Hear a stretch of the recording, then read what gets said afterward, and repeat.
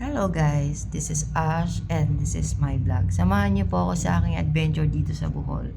So another day, another vlog, and this is my second day here in Bohol.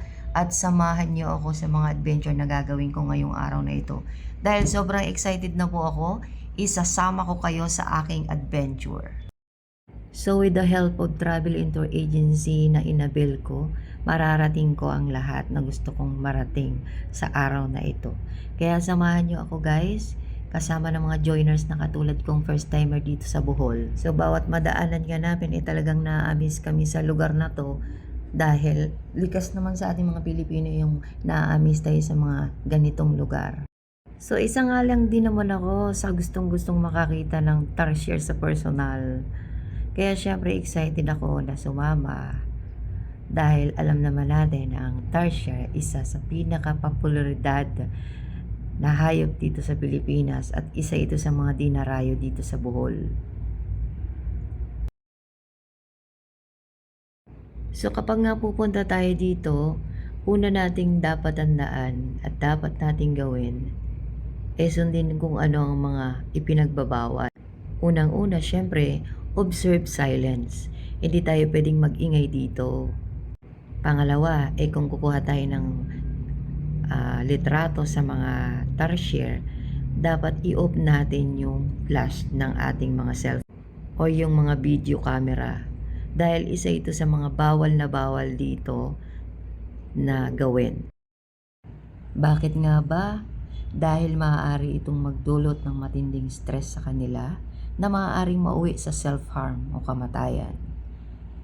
Ang mga tarsier kasi is gising sa gabi na may napakalaki at sensitibong mga mata na idinisenyo para sa dilim. Ang biglang maliwanag na ilaw ng flash ay nakakasilaw at nakakasakit sa kanilang paningin. Ang flash ay nagdudulot ng takot na nagiging sanhi ng stress. Dahil sa takot, ang mga tarsier ay maaaring makaranas ng matinding pagkabigla. So, kailangan pag pupunta tayo dito is hindi tayo nagsisigawan, hindi tayo nag-uusap ng malakas, walang sounds yung ating mga cellphone dahil nga bawal na bawal dito sa kanila.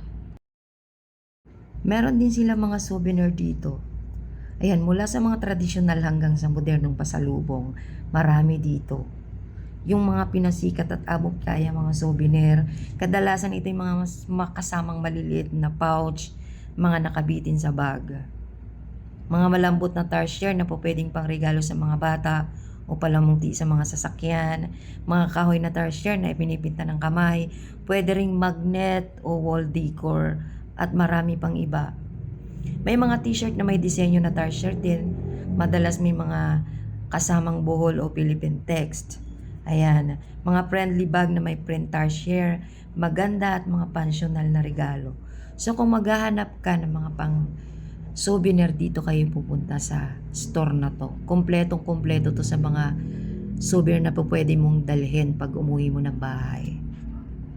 So ayan, hanggang dito muna at antayin yung aking vlog na susunod, ang Chocolate Hills. Bye!